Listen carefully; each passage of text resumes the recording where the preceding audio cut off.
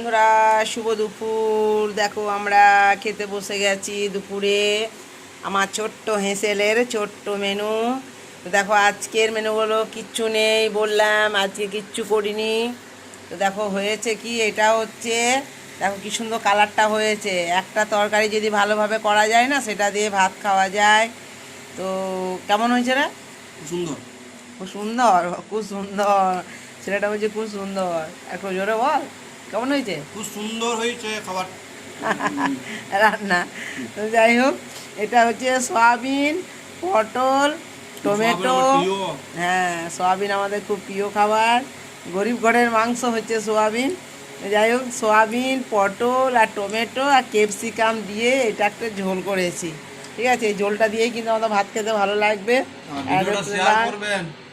ভিডিওটা শেয়ার করবেন, আমার ছেলে বলছে।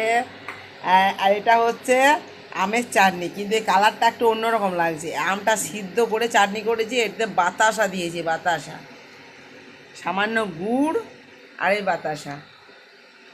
এই দেখো চাটনিটাও খেতেও খুব ভালো হয়েছে। আর এখানে তো দই তো আছে,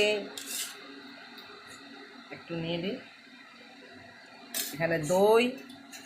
ঠিক আছে বন্ধুরা, তাহলে আমার এই ছোট্ট হেঁসেলের ছোট্ট মেনু যদি ভালো লাগে অবশ্যই লাইক কমেন্ট করবেন আর ভিডিওটা দেখবেন। এখানেই রাখলাম, আর বেশি কিছু বলছি না।